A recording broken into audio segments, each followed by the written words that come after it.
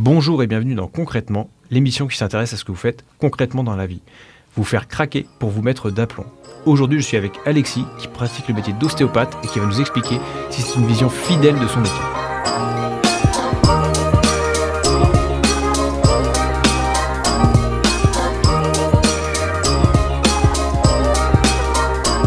Lise, 34 ans, ne peut plus se passer de son ostéopathe. J'ai des tensions dans le dos. La douleur est plus à ce niveau-là ? Exactement. Comme elle, 67% des Français ont déjà consulté un praticien. Un chiffre qui a doublé en seulement 10 ans. On va tester les différents éléments du corps.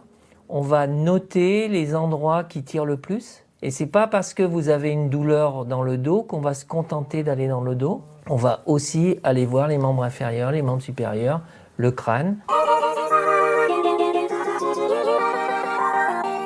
Alors aujourd'hui, je suis homéopathe, ostéopathe, réflexologue, je fais un peu de cuisine et voyante.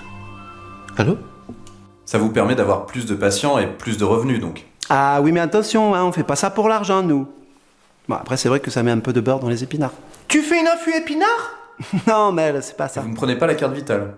Ah non, surtout pas, non, parce qu'on a autre chose à leur proposer. Alexis, merci beaucoup d'être venu très loin de chez toi d'ailleurs. Déjà pour commencer, Alexis, c'est quoi un ostéopathe ? À quoi ça sert ? Un ostéopathe, c'est un professionnel de santé qui a obtenu un diplôme suite à 5 années en école d'ostéopathie et donc qui va, par des techniques manuelles exclusivement, s'occuper de traiter les douleurs d'un patient. Alors tu dis il a un diplôme reconnu par l'État, Oui. reconnu par la profession. Diplôme reconnu par l'État, pas depuis très longtemps. Depuis, il y a eu un agrément en 2007. Avant ça, n'importe qui pouvait poser sa plaque sur son cabinet, le gars au bout de la rue, et puis se dire ostéopathe. Il y avait beaucoup de kinés, ostéopathes et de médecins ostéopathes qui pratiquaient à ce moment-là. Mais les écoles d'ostéopathie existaient, mais n'étaient pas reconnues par l'État. Donc c'est vraiment assez récent. Ça fait à peine 20 ans. Comment toi t'es venu à faire ce métier ? Qu'est-ce qui t'a intéressé ? Parce que finalement tu as fait tes études et tu as fait école d'ostéopathie direct. Ouais.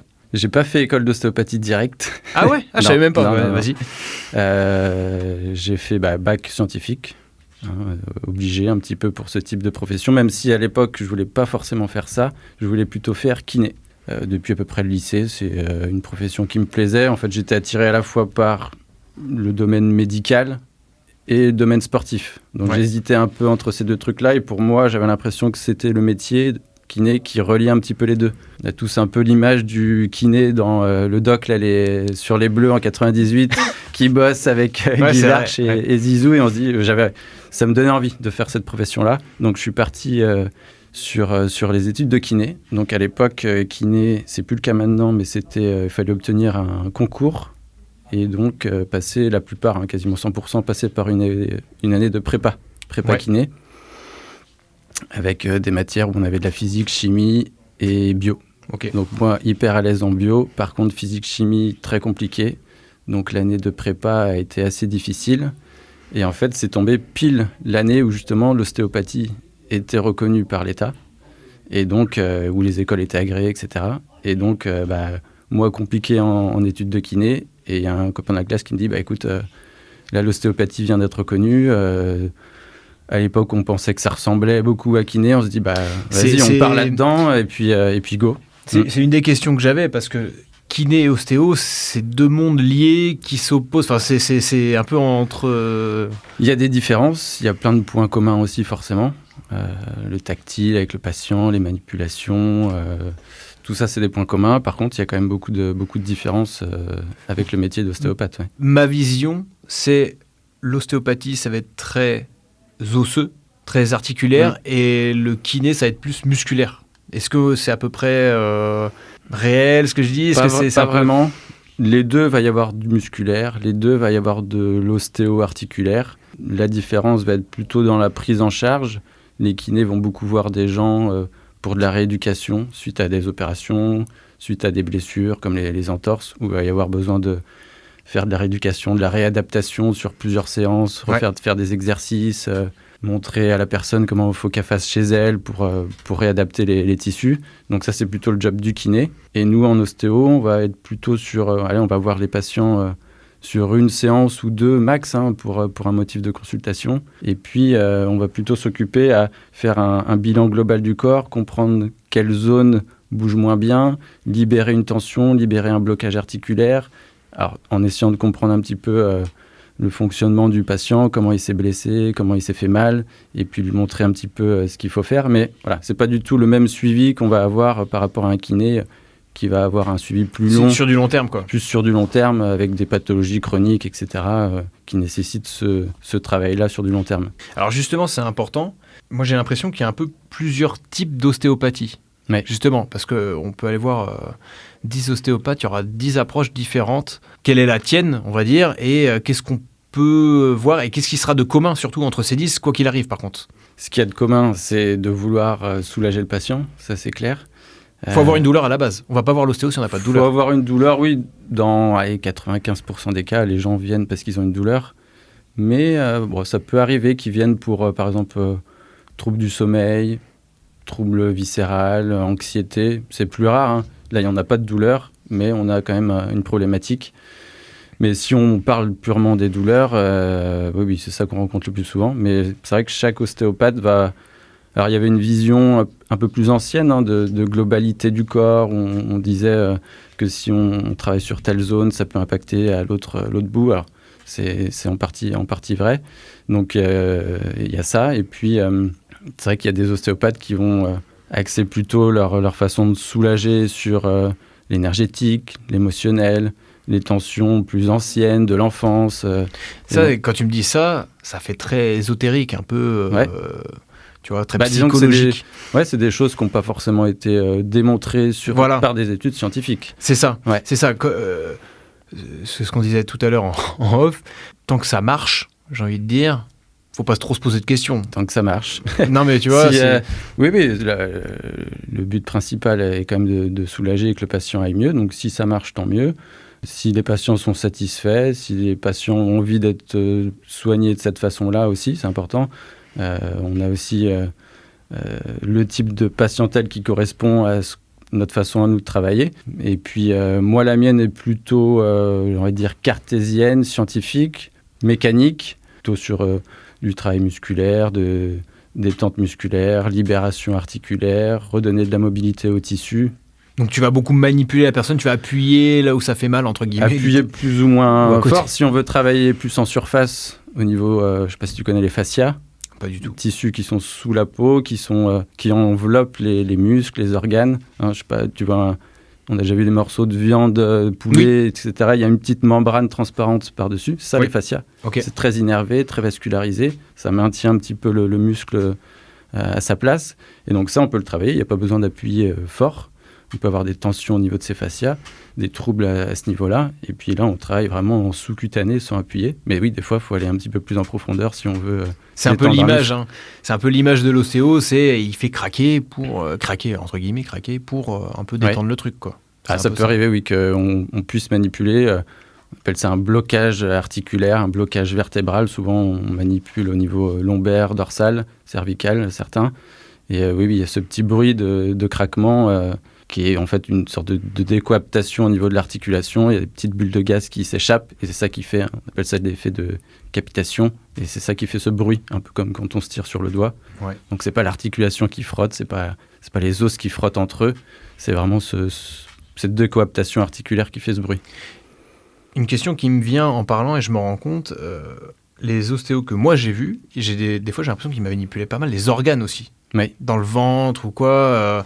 C'est quelque chose une autre part de l'ostéopathie. En médecine chinoise, par exemple, ils vont travailler les organes plutôt avec le lien énergétique envers l'émotionnel, et puis qui va impacter le dos, le bas du dos, via justement ce lien énergétique.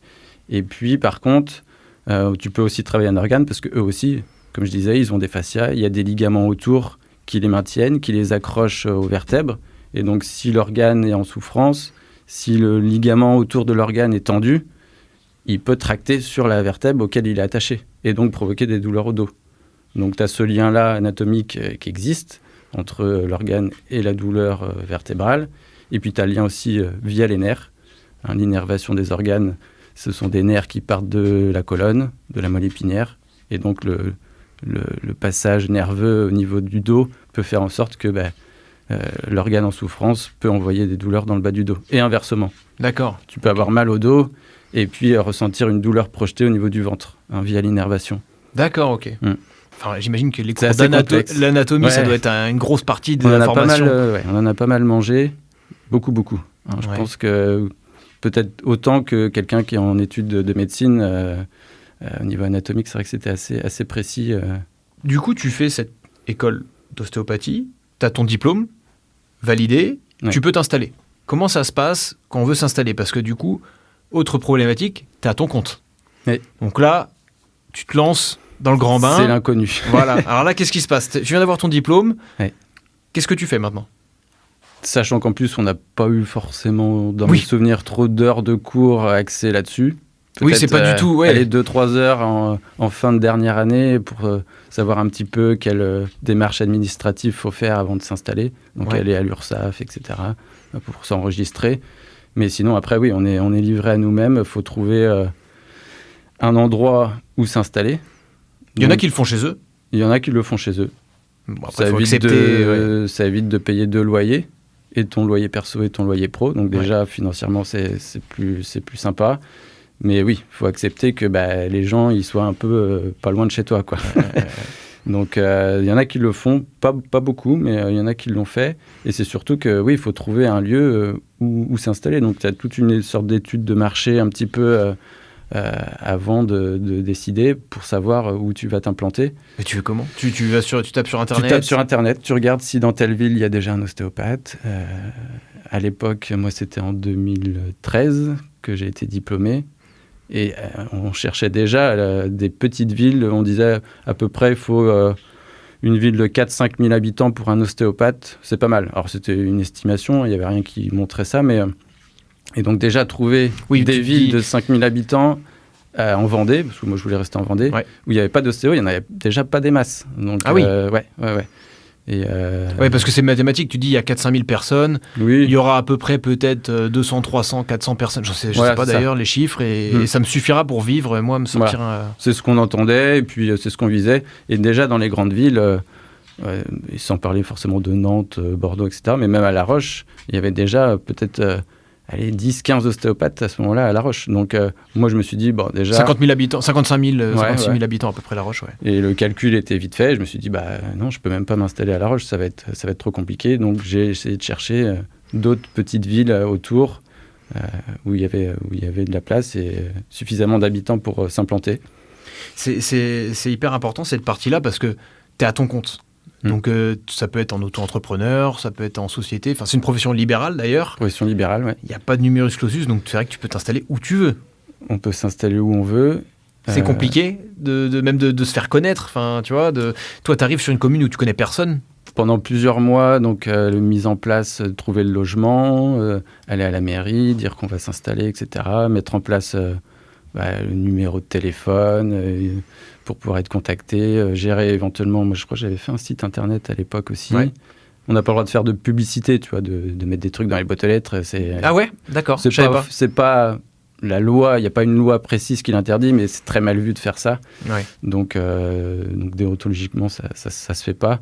Donc oui, compliqué. Il y a un ordre des ostéopathes, genre tu peux te faire radier? Je sais pas si tu peux te faire radier, mais en tout cas, oui, il y a un ordre des ostéopathes. Est-ce que pour ça, pour quelqu'un qui fait des pubs, il y a faire des pubs ou une mauvaise pratique oui. Tu vois. Est-ce qu'il y a des sanctions? Je sais pas à ma connaissance. Mais oui, c'est quelque chose qui se faisait pas. Et puis, le petit souci, moi, au début, c'est que lorsque je me suis installé, peut-être 15 jours avant l'ouverture du cabinet, je check sur Internet, voir si tout était à jour, numéro de téléphone, tout fonctionnait bien pour démarrer. Et à ce moment-là, je me rends compte qu'il y a un cabinet d'ostéo qui a ouvert aussi au même moment, à 100 mètres du mien, où ils sont 2 dedans. Ah, ils étaient 2 en plus. Okay. Ils étaient 2 à s'installer. Et donc, quasiment la rue à côté. Donc, petit coup de Petit coup de blues d'entrée de jeu. Tu m'étonnes. Concurrence directe. Donc pour commencer, c'était pas l'idéal. Après, est-ce que le monde attire pas le monde? Tu vois, tu pourrais te dire, ils sont allés chez eux, ça s'est peut-être mal passé, donc ils vont aller tester l'autre, tu vois. Enfin, ça peut être ça aussi. Oui. Mais bon, vaut mieux être le seul choix qu'avoir deux choix possibles. Oui, en plus, ils étaient deux, quoi. Ils étaient deux, ouais. Ils se dispatchaient parce qu'ils avaient ouvert un autre cabinet aussi sur une autre commune, donc ils divisaient comme ça. Mais oui, début pas évident. Ça a plutôt bien fonctionné. Puis j'ai eu la chance il y a eu un autre cabinet, donc à Compiègne, là où je suis actuellement maintenant, où ils avaient besoin de... Charmante commune de Vendée. Voilà, à côté de Challans. Entre Challans et puis Saint-Gilles. Et du coup, il y a un cabinet où il y avait des kinés et 2 ostéopathes. Ils étaient 2 ostéopathes et ils avaient besoin d'un assistant, un 3e assistant. Et donc, quelqu'un que je connaissais là-bas qui travaillait m'a dit, écoute, toi, tu démarres. Tu es certes à Venanceau, tu as un peu de monde, mais nous, on te propose d'avoir un mi-temps en plus à côté. Et donc, ça te faisait un peu à manger et puis moi, ça me faisait prendre la main à la pâte. D'expérience, plus de patients à voir. Et donc, top. T'as des stages quand tu es en formation ou tu t'apprends tout? Oui, quand même, t'as un peu de pratique avant. On avait des heures de stage obligatoires à faire chez des ostéopathes. Ouais. Et on avait déjà pratiqué? Ouais, on pratiquait pas. Hein. On observait beaucoup. Ah ouais. D'accord. Chez l'ostéopathe chez qui on était en stage, on le laissait faire. Par contre, on pratiquait entre nous à l'école, ça bien sûr. Et on a eu des patients aussi à l'école. On avait une clinique propre à l'école où il y avait des gens qui venaient, des vrais patients. Ah oui, donc oui, t'étais déjà aguerri. On n'a pas fait... on a peut-être fait 20 heures, tu vois. Ah ouais, d'accord. Donc quand tu te lances, quand tu commences, c'est vraiment page blanche, entre guillemets. On a eu un peu d'expérience à l'école, mais vraiment pas beaucoup. Ouais.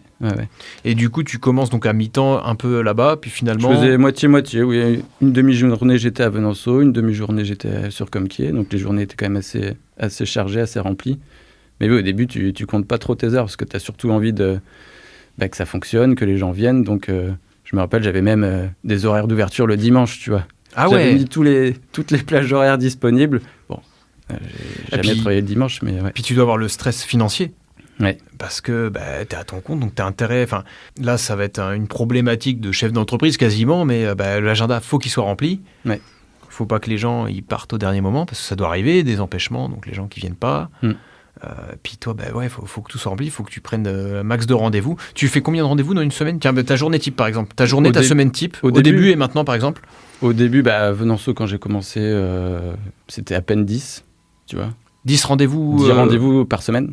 Par semaine, d'accord. Ouais. Ça devait être 45-50 € à l'époque. La séance? Le prix de la séance. Donc tu fais x10, ça fait 500 € la semaine, ça fait 2000 le mois, mais t'enlèves toutes les charges, il te reste... Il y a la TVA là-dessus ou pas? Non, mais il y a tout ce qui est URSAF, à l'époque il y avait la CIPAF pour les retraites, ton loyer, etc.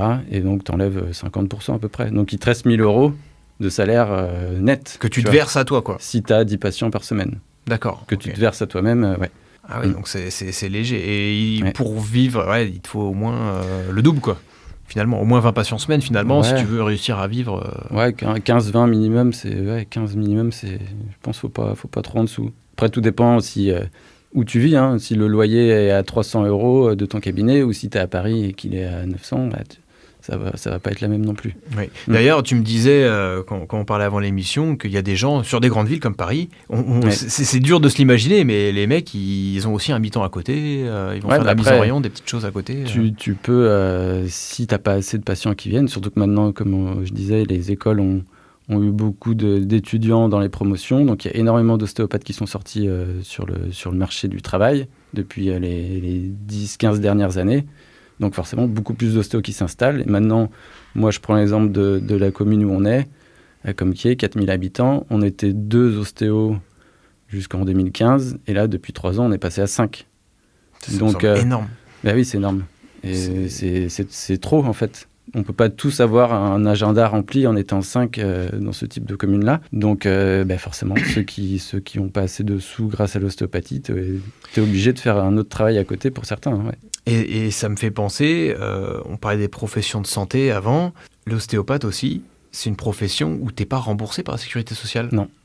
Donc tu es vraiment dépendant des mutuelles, parce qu'il y a certaines mutuelles qui vont rembourser plus ou moins d'ailleurs l'ostéopathie souvent. Ouais. Tu as 1 à 2 séances, des fois 3, ça dépend des contrats.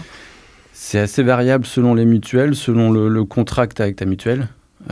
Maintenant, quand même, la plupart des patients qui viennent, alors peut-être que je vois que ceux qui ont des remboursements, j'en sais rien, mais ceux qui viennent quand même sont la plupart du temps remboursés, mais pas forcément en totalité, oui. 30 euros, 40 euros.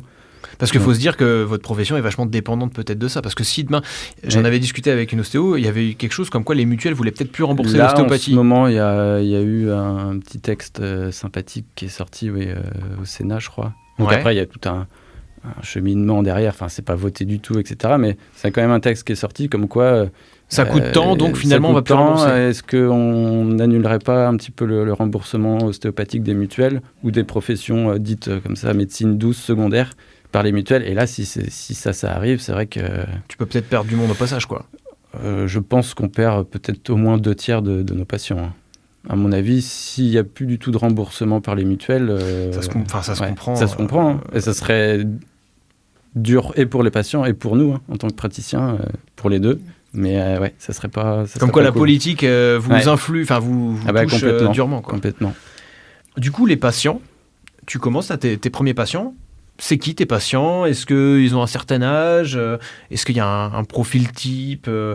Des gens qui ont des maladies, des gens très sportifs? Est-ce que c'est des gens qui travaillent, des retraités? Ou alors est-ce que c'est un peu de tout ça? C'est tout ça. Tout ça. Il n'y a pas de profil type. J'ai regardé un petit peu avant de venir là, sur le logiciel ostéo qu'on a. Et les tranches d'âge 30-40 ans, 40-50 ans, 50-60 ans, c'est ce que j'ai le plus. Elles sont à peu près à l'équilibre. Un petit peu en dessous, un petit peu au-dessus. Mais moi, ce que je vois surtout, c'est les 30-60 ans. D'accord.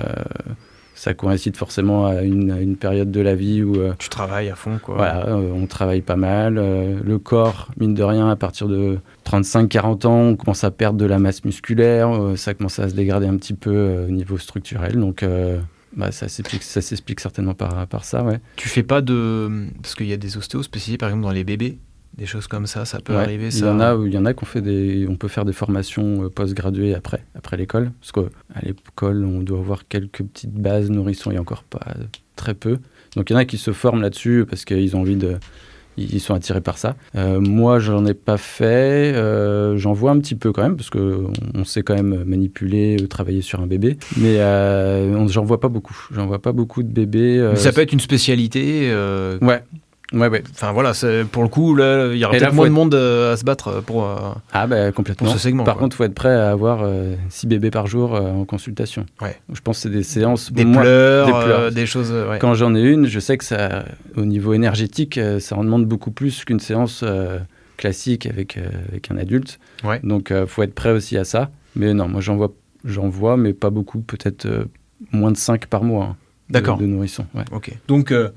tout type de personnes, d'âge, sportifs, non sportifs, hommes, femmes, peu importe. Il n'y a pas de... Quelle douleur, quels problèmes tu rencontres souvent? Est-ce qu'il y a quelque chose que tu rencontres plus que d'autres ou Je pense qu'à peu près dans 70% des cas, c'est mal dans le bas du dos. Ah ouais, d'accord. Ouais. Douleur lombaire, ça représente vraiment énormément des motifs de consultation. Et puis après, ça va être les douleurs cervicales. Et puis ensuite, un petit peu les épaules, genoux, chevilles. Et globalement, c'est surtout ça. Après, il y a toujours des petits trucs un petit peu différents, mais ça ne représente vraiment pas la majorité. Hein. D'accord. Et ça, c'est... Parce que tu me disais, avant de préparer l'émission, tu m'as dit, est-ce que je pourrais donner des conseils un petit peu de... C'est lié à quoi, ces problèmes de dos? C'est notre mode de vie? C'est quoi? Il y a pas mal de facteurs qui peuvent entrer en compte. C'est sûr que le mode de vie, la sédentarité, là... on en parle beaucoup. Et c'est vrai que je pense que c'est l'ennemi déjà numéro 1... du corps. Le corps, il veut du mouvement, il veut bouger au niveau articulaire, musculaire, pour qu'il y ait un bon maintien au niveau structurel. Il faut du mouvement. Et donc, on est de plus en plus dans des professions où on va être amené à être assis. Et j'ai même envie de dire, même quelqu'un qui va être assis toute la journée au travail et qui fait quand même 1 heure de sport le soir, on le considère quand même comme quelqu'un de sédentaire. Oui. Donc, oui. ça suffit pas. Il faut, si tu es assis toute la journée, bouger, se lever, marcher, etc. Donc ça, pour moi, sédentarité, ça va être le facteur numéro 1 du déclenchement des douleurs, parce que le corps n'est pas fait pour ça. Donc, s'il reste trop longtemps immobile, il envoie un message et puis ça se transforme en douleur, contracture, etc. Ouais. Le stress, l'anxiété, le manque de sommeil, la nutrition, tout ça, c'est des facteurs qui peuvent aussi influer sur le déclenchement ou l'aggravation de certaines douleurs. C'est des choses pro-inflammatoires, etc. Donc, ça peut participer. Et puis, ce qui peut arriver, c'est de faire aussi une activité, un effort dont le corps n'est pas habitué à faire. Du style quelque chose de trop fort? Du style, soit trop fort, on porte quelque chose de très lourd, et puis là, on se fait mal. Soit un exercice ou quelque chose qui va être trop répétitif. Hein, ça peut être la caissière ou le caissier qui passe toujours. Hein, donc, on ne soulève rien de lourd, ni trop vite, mais on fait le mouvement plein de fois. Les tendinites dans ces métiers. Voilà. Au niveau tendineux, on le paye assez cash. Et puis aussi, ou un geste trop brusque, hein, de vitesse, d'intensité, où là, tout de suite, le corps aussi peut se mettre en état d'alerte et puis déclencher une douleur. Donc, tous ces facteurs-là, c'est principalement eux qui vont être responsables du déclenchement des douleurs. Ce que tu me disais avant aussi, tu peux avoir, c'est un peu plus rare, mais des gens, par exemple, qui guérissent de maladies, cancer ou autre, ça peut arriver, ou maladie de Parkinson, des choses comme ça. L'ostéopathe, il peut aussi soulager certaines douleurs. Ah bah, de toute façon, alors on ne guérira pas la pathologie de fond du patient, forcément. Bien sûr, je préfère le préciser. Parce qu'on a entendu des ostéopathes ou alors des soi-disant ostéopathes qui disaient qu'ils pouvaient guérir la personne du cancer, de certaines pathologies. Ah oui. Oui. Ah oui, ça allait loin. Ah ouais. Okay. Et c'est aussi à cause de ça qu'on a été une profession un peu critiquée, traitée de charlatan, de choses comme ça, parce qu'il y avait ce type de professionnels-là qui avaient ce discours. Donc voilà. Donc non, on guérira pas ça. Par contre, oui, toutes les douleurs associées ou non à la pathologie, hein, ça peut très bien être une douleur qui va pas être du tout en lien avec la pathologie de base du patient. Mais oui, on pourrait être amené à le soulager de ces douleurs-là, malgré une pathologie plus lourde derrière. Est-ce que tu as des belles guérisons à raconter, des petites anecdotes, tu vois, et à l'inverse, peut-être aussi des choses que tu as entendues. Le gars, tu as essayé de le soigner, puis il est parti, puis tu as entendu que ça s'est mal mis, ou pendant un rendez-vous, je sais pas. Tu vois, des choses qui se mettent mal et inverse, quoi. Ouais, il y a des deux. Alors, ceux qui sont pas satisfaits, la plupart du temps, je pense qu'on ne le sait pas, parce qu'ils ne reviennent pas. Ouais. Donc, ils ne reviennent pas. Est-ce que c'est parce qu'ils ont été soulagés ou parce que ça ne leur a pas plu? Ça, c'est très compliqué dans ce métier, parce que faut que tu fidélises, entre guillemets, tes patients, et en même temps, comme tu disais, ils doivent te voir une fois ou deux, grand max. C'est tout le paradoxe où il faut les fidéliser, et en même temps... Moi, je pars jamais du principe qu'il faut que je le fidélise. Pour moi, j'ai pas envie qu'ils reviennent. Ouais. Quand je fais ma séance, je me dis pas, lui, ce serait bien qu'il revienne quand même dans 2-3 mois, parce que j'ai besoin d'avoir de la patientèle. Non, je fais tout en sorte pour qu'il ait plus mal et qu'il ait plus besoin de moi. Donc, et c'est grâce au fait qu'il sera satisfait de ça que, par contre, potentiellement, il va dire à ses collègues, lui, ça a bien fonctionné, vous pouvez aller le voir, moi, ça m'a fait du bien, etc. Donc, c'est plus dans cette optique-là. Donc oui, ceux qui ne sont pas satisfaits, on ne les revoit pas forcément, ou alors ils appellent en disant qu'ils ont toujours mal, c'est jamais... ils appellent encore. Il y en a qui appellent pour dire j'ai encore mal, pas forcément de manière agressive, mais pour dire que ça n'a pas fonctionné. Donc ça, c'est le côté un peu où on n'aime pas trop. Avoir un coup de fil d'un patient qui dit que ça... Grosse remise en question, j'imagine. Toujours un petit peu. Ouais. Souvent, on explique, et puis ça peut arriver que pour certaines douleurs, on ait besoin de retravailler une deuxième fois dessus. On n'a pas...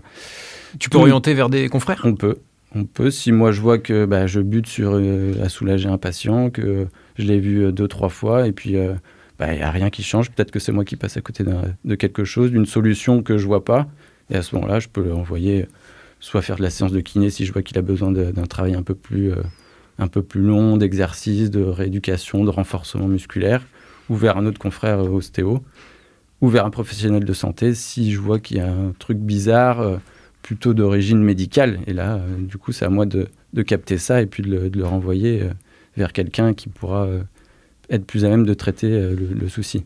C'est un métier très tactile. On manipule des gens toute la journée. Ouais. Et tu parlais, par exemple, des rendez-vous avec des enfants, des bébés, où ça peut être très fatigant. Est-ce que c'est un métier très physique, très fatigant, pour quelqu'un qui ne se rend pas compte peut-être de l'impact que ça peut avoir ? Moi, je ne le trouve pas spécialement physique ou fatigant.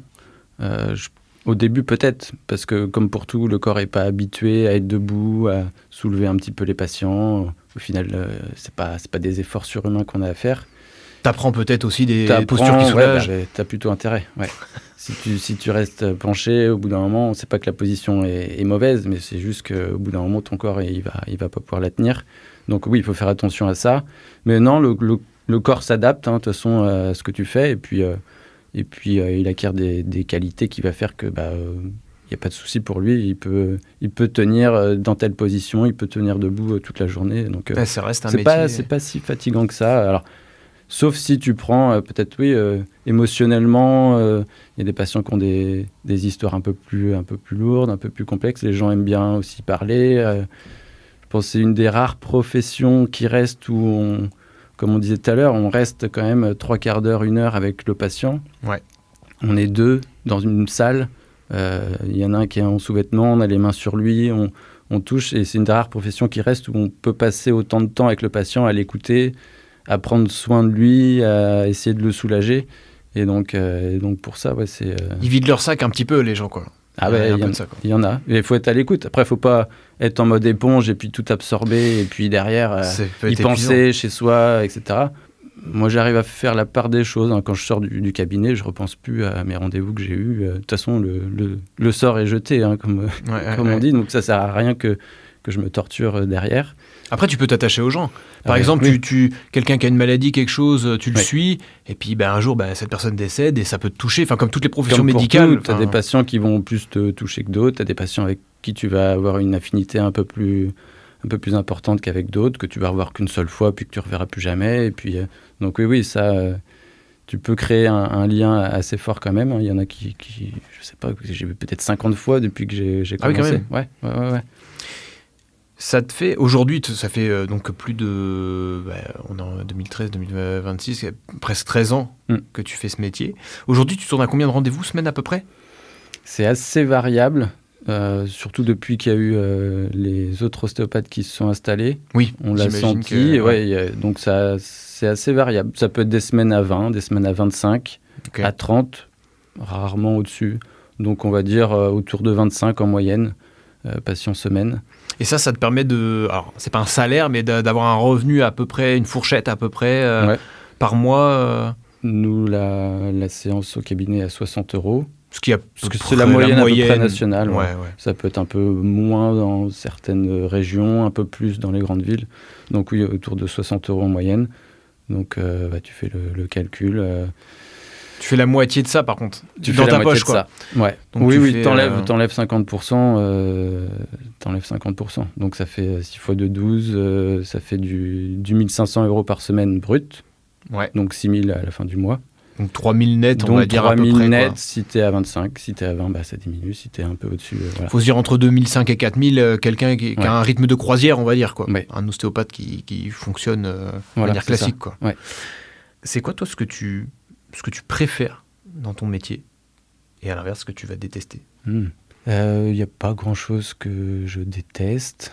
Ce que tu préfères, ce que tu détestes, rien que tu détestes. Je réfléchissais, les patients ne sont pas spécialement... Il n'y en a pas qui sont désagréables. Ça peut arriver qu'il y ait des caractères un petit peu plus compliqués en face, mais il n'y a jamais eu de soucis là-dessus. Donc ça se passe plutôt bien avec les patients. Comme je disais tout à l'heure, si à la rigueur, ce qu'on déteste, c'est quand le soin n'a pas fonctionné. Forcément. Quand le patient n'a pas été très satisfait, même s'il le dit cordialement, gentiment, mais bon, ça, on n'aime pas trop. Ça, c'est comme un échec un peu. C'est un petit échec, c'est un petit échec. Même si on sait que ça peut faire partie du jeu, que le corps, c'est pas une machine réglée et que c'est très complexe. Et donc, ça peut être normal qu'on n'arrive pas à soigner, à soulager le patient comme ça d'emblée sur 3/4 d'heure. Mais bon, ça fait toujours un petit quelque chose. Ce que je déteste aussi, c'est le diagnostic ou la façon dont on annonce les choses certaines professions médicales aux patients. Ouais. Nous, on récupère beaucoup de patients à qui on leur a dit, suite à des radios, vous avez un dos de quelqu'un qui a 80 ans alors que la personne a 40 ans. Vous avez de l'arthrose à votre genou, ça ne sert plus à rien de faire du sport. Oui, c'est sans filtre, quoi. Et en fait, on récupère des patients qui ont eu des informations, mais qui sont complètement fausses. Et sauf que eux, c'est ancré dans leur tête. Et pour faire changer ça, c'est compliqué.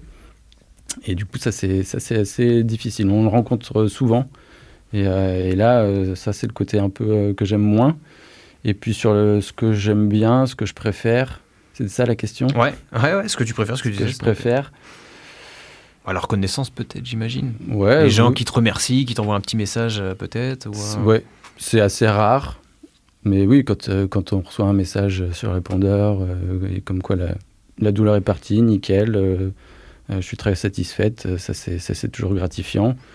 Et puis, ce que je préfère, c'est voir que le patient a été soulagé, il est content de ce qu'on a fait, d'autant plus quand c'est une douleur qui est là depuis longtemps. Oui, tu te dis j'ai débloqué la situation. En fait, sur des douleurs assez récentes, aiguës, le patient, ça faisait pas très longtemps qu'il souffrait, donc on l'a soulagé, tant mieux. Mais quelqu'un qui souffre, je sais pas, de maux de tête ou de douleurs chroniques suite à une fracture, et il y a toujours eu un truc qui est resté, et là on réussit à faire disparaître ça, là c'est encore plus... On peut se faire soulager des maux de tête, carrément, chez un ostéo.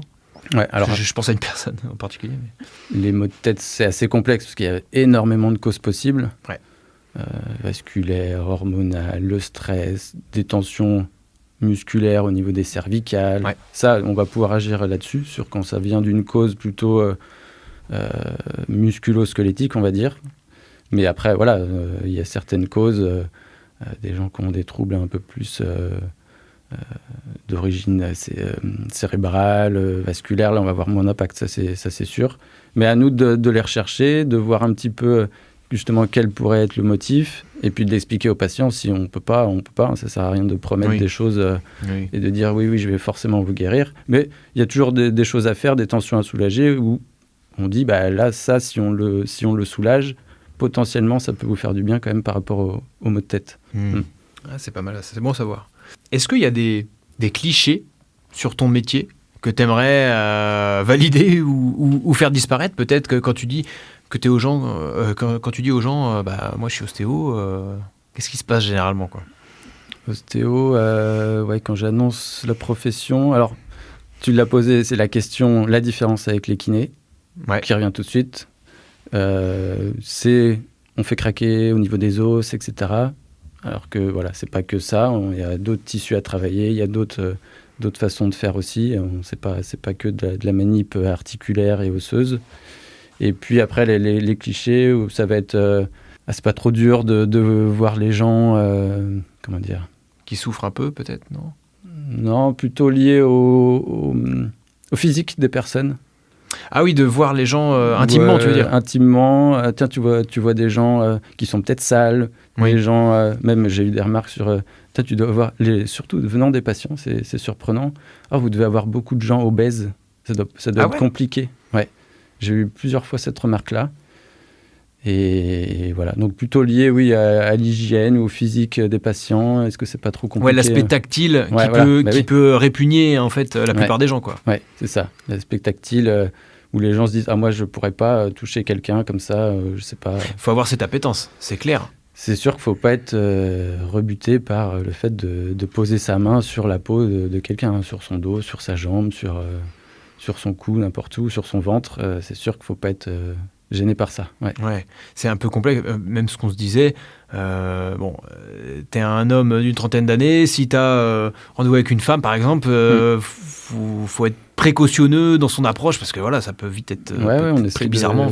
On essaye de faire attention, surtout les filles qui sont assez jeunes, entre 10 et 18 ans, là, où ça peut être plus compliqué, ou même les garçons, où on sent que quand on leur demande de se mettre en sous-vêtements, il y a un petit tic, tout de suite il faut le capter et dire après tu peux garder ton pantalon, etc.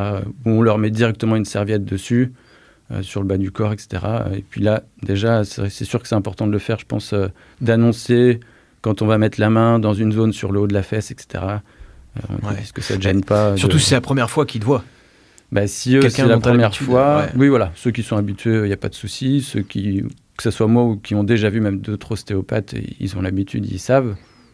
Mais il faut toujours être quand même vigilant à la réaction du patient. Quand tu annonces qu'ils vont devoir se déshabiller, de regarder un petit peu la réaction qu'ils ont. Est-ce que... Enfin non, j'avais une question, mais finalement, sur l'évolution du métier. Mais finalement, la seule évolution, ce serait est-ce qu'un jour il y aura un numerus clausus ou est-ce que les mutuelles vont continuer à rembourser, quoi? L'évolution pour toi, je sais pas comment toi tu l'évolution du côté administratif du truc, oui. Ouais, après, et même l'évolution au niveau des pratiques, peut-être qu'il y a des chiffres, ça a déjà évolué. Ça a déjà évolué pas mal. À une époque, même nous à l'école, on nous a enseigné que des techniques mécaniques, on va dire, où on n'a pas du tout utilisé l'aspect psychologique, social du patient, tous ces facteurs-là qui peuvent quand même jouer énormément sur la douleur. Ça, on l'utilisait pas forcément trop, je trouve, dans les traitements en ostéo. Et de plus en plus, quand même, on se rend compte que la façon dont on explique les choses au patient, la façon dont il perçoit sa douleur, dont il la comprend, ça va avoir un impact énorme sur la guérison de sa douleur. L'aspect psychologique. Ouais. Et je reviens à tout à l'heure quand on disait que des fois, il y a des informations données par le radiologue ou peu importe, qui est hyper anxiogène et négative. Ça va faire que renforcer et chroniciser la douleur du patient. Alors que ce qu'on veut, c'est l'inverse. On sait que si quelqu'un il comprend que c'est une douleur, c'est juste un signal d'alerte du corps, qu'il n'y a rien de cassé, d'abîmé, de lésé, et que c'est juste un signal d'alerte, il va tout de suite se remettre en confiance, rebouger, et c'est en rebougeant que la douleur va partir. Donc c'est hyper important l'aspect psychosocial en approche, en plus de la partie mécanique. C'est vrai que les ostéopathes... C'est vrai que malheureusement, j'y suis allé souvent. Et c'est un peu pas des bisounours, mais ils sont hyper bienveillants, quoi. Comparé à beaucoup d'autres professions de santé que j'ai pu voir, c'est vrai que souvent, ils disent, faites pas ci, faites pas ça. Une fois, j'ai vu un plombier, il m'a dit, mon ostéo, il me verrait et il me gueulerait dessus, quoi. Parce que c'est vrai que c'est toujours dans la bienveillance, comparé peut-être à d'autres professions, c'est un peu vu comme ça, quoi. Ouais, ça fait partie de... Notre but, c'est de faire en sorte que le patient aille mieux. Donc, en fait, nous, on a le temps. Voilà, on a le temps, tu peux prendre 1 heure si tu veux, et donc forcément, quand tu as le temps, c'est plus facile de poser les choses, de comprendre le problème.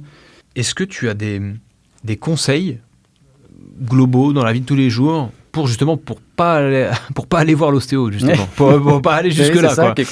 C'est ce qu'on dit aux patients en fin de séance. Il y a souvent une petite partie où on explique le traitement, et puis après, on prend un peu quelques minutes pour donner des conseils, justement, sur comment faire pour éviter que ça revienne. Donc c'est un peu contradictoire, parce que nous, ce qui nous fait gagner notre pain à vivre, c'est qu'ils reviennent. Mais pour autant, il y a plein de conseils qu'on peut donner. On en a parlé un petit peu finalement tout à l'heure quand on expliquait pourquoi ils ont mal. Finalement, pas rester trop sédentaire, donc faire de l'activité physique si possible tous les jours. Je crois que l'HAS, la Haute Autorité de Santé, disait qu'il faut faire minimum 30 minutes de marche rapide par jour. Marche rapide, d'accord. Conseiller ça, ouais. Donc, je pense pas que tout le monde le fasse. Loin de là, ouais. Donc, déjà, voilà, on leur donne des conseils sur quoi faire au quotidien. Alors, souvent, c'est compliqué parce que les gens disent qu'ils n'ont pas trop le temps. C'est sûr que faut essayer de le trouver, malheureusement. Ou si on est trop assis, faut se lever toutes les demi-heures, aller faire un petit tour. Ou si on peut bosser un peu debout, etc. Varier les postures, ça c'est important. Et puis pas toujours faire pile le même geste ou garder la même position. Et puis être vigilant sur ce qu'on disait aussi, les levées de charges lourdes. Non, ça faut pas que je dise ça. Ah ouais, c'est controversé. En fait, tu peux, mais il faut que ton corps il soit entraîné à le faire. Oui, il faut pas forcer comme un bourrin, en fait. Voilà. Si je résume, ouais. Tu pourras, mais dans 5 ans, quand tu auras progressivement habitué ton corps à le faire. Tout est dans le dosage de l'activité. C'est sûr que si tu n'as pas l'habitude d'arracher tes mauvaises herbes et puis un dimanche matin, tu passes 2 heures dans le jardin, ça peut faire violent, partie des conseils à dire, au lieu de faire 2 heures d'un coup, vous faites 3 quarts d'heure. Et là ça va être beaucoup plus tolérable pour le corps. Il va moins déclencher de douleur et en plus, il va s'adapter plus facilement et se renforcer. Donc, pour le faire par la suite, ça sera toujours gagnant. Donc, attention à ça. Tout ce qui est inhabituel, tout ce qui va mettre une contrainte, un stress mécanique sur une zone dont le corps n'a pas l'habitude, c'est là où il faut être méfiant. Il faut doser son effort et se dire que j'ai pas l'habitude de soulever tel truc hyper lourd. Attention. Soit je me fais aider, soit je le prends avec prudence, soit je prends un peu moins lourd. Voilà, faut doser ça. Ok, donc du mouvement, pas trop forcer, voilà. Être dans la progression dès qu'on veut faire une activité sportive. On en parle beaucoup avec la course à pied. Ouais, moi, je suis, la grosse mode, un gros coureur. Je suis fan de course à pied. Et beaucoup de gens veulent s'y mettre, et sauf que leurs genoux, leurs muscles, leurs tendons sont pas habitués à courir. Et ils partent directement sur une demi-heure de course à pied, par exemple, voire plus pour certains. Et après, ils ont mal. Ils se disent je comprends pas, moi je peux pas courir, en fait j'ai mal au genou. Alors que finalement c'est juste qu'ils n'ont pas dosé suffisamment, pas été assez progressifs dans la mise en charge. Je crois que courir 10 minutes, ça fait quand même 1800 sauts sur une jambe. D'accord. Donc personne va s'amuser à faire 1800 sauts sur une jambe et puis se dire je vais faire ça tranquille. Donc tu vois, juste 10 minutes, ce que ça peut représenter mécaniquement sur une structure du corps. Donc y aller progressivement, très important. Pas chercher à mettre tout de suite de l'intensité, de la vitesse, prendre le temps, voir les choses sur du long terme. Ça, c'est pas se dire je veux faire un marathon dans 4 mois. Non, déjà, apprendre à courir sans douleur pendant 4 mois. Et puis après, viser quelque chose de plus costaud. Ça, c'est un peu lié à notre société. Tout de faut suite, tout aller vite. Et puis après, c'est pas facile. Des fois, on sait pas trop notre corps, est-ce qu'il est capable d'encaisser ça? Où est-ce que j'en suis? Quelqu'un qui a déjà fait du sport, qui est très sportif, il va se dire moi, j'ai fait du foot, je peux y aller direct, il n'y a pas de souci. Alors, il y en a certains, ça va le faire. Ils ont la chance. Mais il y en a, la plupart des cas, il va falloir reprendre progressivement. Donc ça, faut être vigilant. Ok. Est-ce qu'il y a des thèmes, des choses que tu aimerais aborder par rapport à ton métier, peut-être Ouais, l'aspect alimentaire. L'aspect alimentaire est important. Tu vas avoir l'alimentation sportive et l'alimentation santé. Ouais. C'est deux choses qui ne vont pas forcément être toujours les mêmes. Donc faut ça joue beaucoup sur les douleurs, l'alimentation? Ça joue sur les douleurs. Une mauvaise alimentation, tout ce qui est produits transformés, etc. Trop gras, trop sucré, tout ça, ça va être pro-inflammatoire. C'est-à-dire que ça va mettre le corps dans une phase globale un petit peu d'inflammation. Donc tout ce qui est douleur articulaire, douleur tendineuse, ça va favoriser ça. Donc attention à l'alimentation, ça va dérégler aussi au niveau du système digestif. Donc l'alimentation joue pour beaucoup. Le sommeil, très important. Ouais. Ça, c'est vrai on a pas tous la chance de bien dormir. C'est pas mal, quand c'est sur une courte période, encore qu'on ne sait jamais trop combien de temps ça peut durer. Mais sommeil, le corps, c'est là où il récupère. Quand on fait une activité sportive, on ne progresse pas pendant le moment où on fait l'activité. On va progresser sur la phase de récupération et dont pendant le sommeil. Donc sommeil très important. Négligé souvent le sommeil, c'est vrai. Souvent négligé. Après, il y a t'as plusieurs. On va peut-être pas rentrer dans les profils de dormir. Ouais. Non, mais c'est hyper important. Mais alimentation, sommeil, mouvement, et puis le stress global aussi. Les gens, le stress, pareil, va être très très pro-inflammatoire. Mais bon, ça pas toujours facile de réussir à le gérer. Dernière question signature maintenant. Quel métier, toi, tu serais curieux de découvrir? Tu dois connaître Pierre-Henri, tu le connais? Oui, je vois qui c'est, ouais. Lui bosse en ONG. D'accord. Et notamment en Centrafrique. Et du coup, quand il revient, quand il nous raconte un petit peu ce qui se passe, qu'est-ce qu'ils ont à faire là-bas, je ne connaissais pas du tout, j'étais loin d'imaginer comment ça se déroulait, quel était le rôle des personnes présentes dans une organisation humanitaire comme ça. Et je pense que beaucoup de gens... Ça ferait une bonne émission, quelqu'un qui travaille dans une ONG, quoi. Ouais, je pense qu'on ne sait pas trop à quoi correspond la profession et puis ce qui se passe réellement. Donc ça pourrait être assez intéressant d'avoir des explications sur cette profession-là. Ouais. Carrément. Je note. En tout cas, Alexis, merci beaucoup pour cette émission. Merci également à tous ceux qui ont permis à cette émission d'exister. N'hésitez pas à vous abonner et partager l'émission si elle vous a plu. Si vous aussi vous souhaitez partager votre expérience, si vous pensez que votre métier est méconnu et qu'il gagnerait à l'être, ou alors que votre quotidien n'a rien à voir avec l'idée que l'on se fait de votre métier, contactez-moi sur mes réseaux.